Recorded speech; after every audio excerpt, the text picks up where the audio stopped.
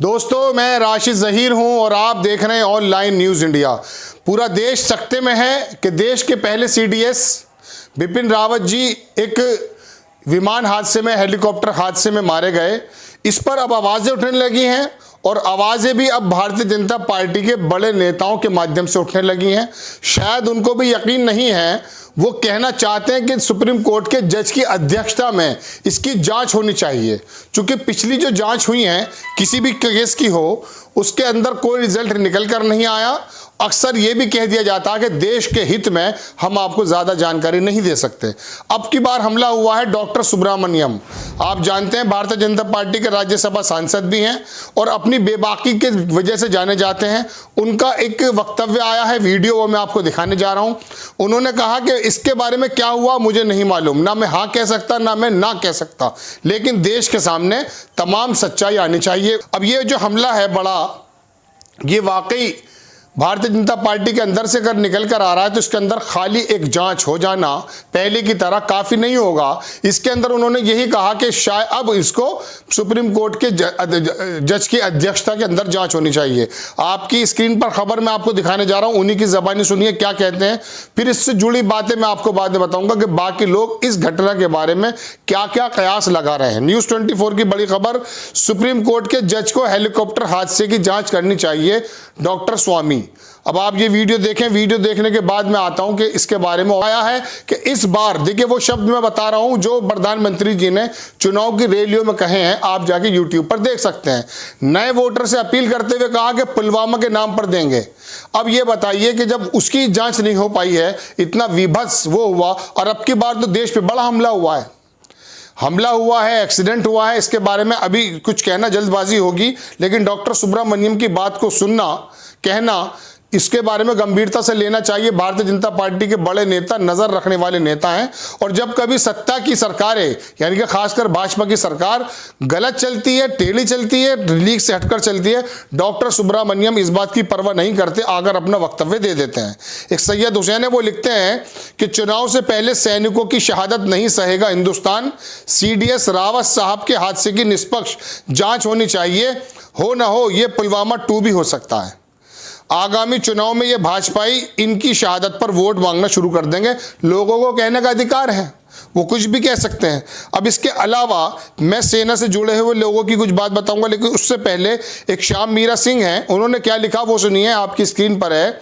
उन्होंने लिखा कि जिन परिस्थितियों में पुलवामा हुआ, जिस तरह राफाल घपलों की खबरों को दबाया गया, जिस तरह पेंगोंग झील के पास चीनी हमले में शहीद सैनिकों की खबर नहीं आने दी, उसने शक की बड़ी बुनियाद खड़ी की है।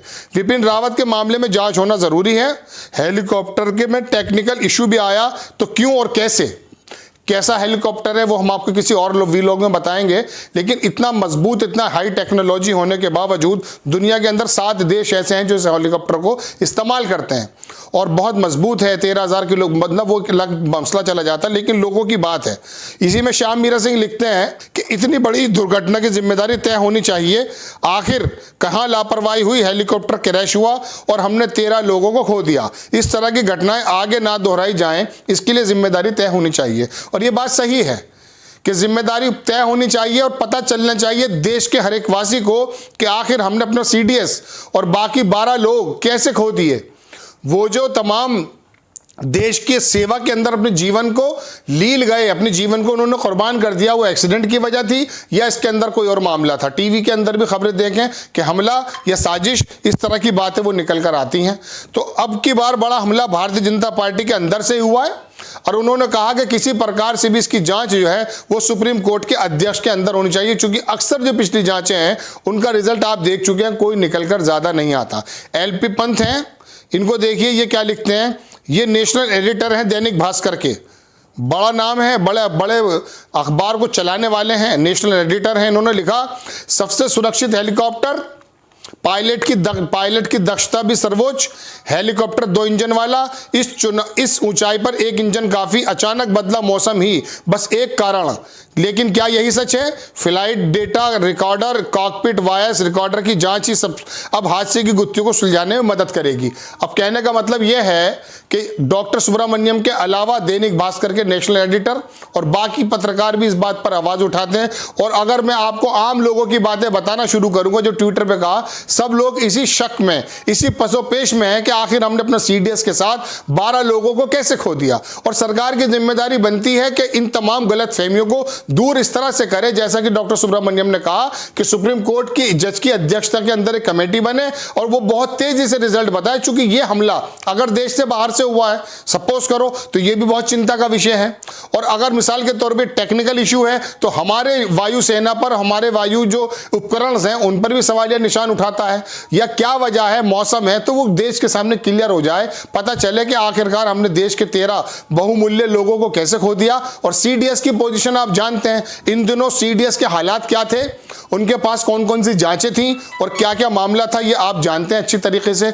तो वाकई इसके अंदर भी इस बात को हर एक देशवासी चाहेगा तो भारतीय जनता पार्टी को देश हित बता करके बातों को छुपाने की जरूरत नहीं होनी चाहिए। जिस तरह से डॉक्टर सुब्रमण्यम ने कहा, इसी तरह से आगे बढ़कर इसकी एक जांच निष्पक्ष हो और अध्यक्षता हो सुप्रीम कोर्ट के जज की, ताकि मालूम पड़ पाए कि किस तरह का ये मामला हुआ है, आखिरकार ये मौसम की वजह से हुआ है, किस वजह से हुआ है, तो ये देश के सामने आना चाहिए। लेकिन अब बड़ी खबर, डॉक्टर सुब्रमण्यम भारतीय जनता पार्टी के बड़े नेता, उन्हीं की तरफ से जब इस तरह की बात आ रही है तो अब सरकार को एक नॉर्मल जांच कमेटी नहीं बनानी चाहिए, बल्कि कहना चाहिए और दिखाना चाहिए कि देश के हर एक आदमी के सामने तस्वीर बिल्कुल साफ हो। चूंकि ये कोई, हालांकि हमारी नज़र में तो एक आम सैनिक भी सैनिक है, लेकिन सीडीएस का चूंकि मर्तबा क्या है, तीनों सेनाओं को वो अगवाई करते हैं।